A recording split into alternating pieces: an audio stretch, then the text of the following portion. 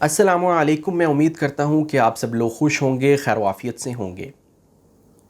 ہم میں سے بہت سارے لوگوں کی یہ خواہش ہوتی ہے کہ ان کے پاس رہنے کے لیے اچھا گھر ہو، ذریعہ معاش ہو، یعنی کمانے کا کوئی اچھا ذریعہ ہو جس کے ذریعے وہ کما کر گھر لا سکیں، خرچ کر سکیں، اور اچھا شریک حیات ہو، یعنی نیک بیوی ہو، نیک خاوند ہو جو کہ اس کے حق میں بہتر ہو۔ آج میں آپ کی خدمت میں ایک ایسی دعا ذکر کروں گا جس کے ذریعے انسان کو یہ تینوں چیزیں حاصل ہو سکتی ہیں، اور یہ دعا بہت ہی آسان ہے، مختصر ہے، اور قرآن میں بھی موجود ہے۔ جو انسان بھی اس دعا کو پڑھتا ہے تو اس کو یہ تین بڑے فائدے حاصل ہوتے ہیں۔ حضرت موسیٰ جب مدین تشریف لے گئے تو نہ ان کے پاس رہنے کے لیے کوئی جگہ تھی، نہ ان کے پاس کوئی ذریعہ معاش تھا، اور نہ ہی ان کے پاس اہلیہ تھی۔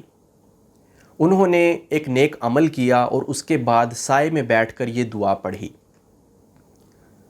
جب یہ دعا پڑھی تو اس دعا کے پڑھنے کی برکت یہ تھی کہ سورج غروب ہونے سے پہلے پہلے ان کو یہ تینوں چیزیں مل گئی، یعنی ان کو رہنے کے لیے جگہ بھی مل گئی، روزگار بھی مل گیا، اور بیوی بھی مل گئی۔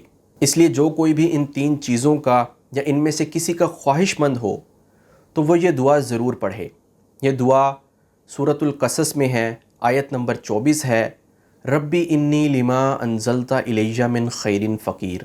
اس دعا کے ترجمہ پہ اگر غور کیا جائے تو یہ معلوم ہوتا ہے کہ انسان بہت سی خیر و بھلائیاں اس دعا کے ذریعے مانگ لیتا ہے۔ صرف ان تین چیزوں کے ساتھ یہ دعا خاص نہیں، کیونکہ جب انسان اللہ تعالیٰ سے مانگتا ہے تو اللہ تعالیٰ اپنی شان کے مطابق عطا کرتے ہیں۔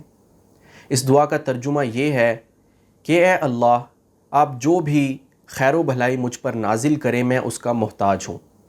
یعنی انسان اپنی دنیا و آخرت کے تمام معاملات میں اللہ تعالیٰ سے خیر و بھلائی کا سوال کرتا ہے۔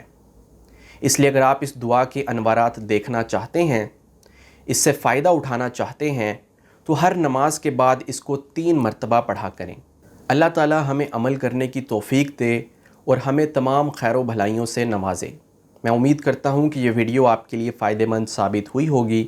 اب میں آپ کی اجازت چاہتا ہوں۔ السلام علیکم۔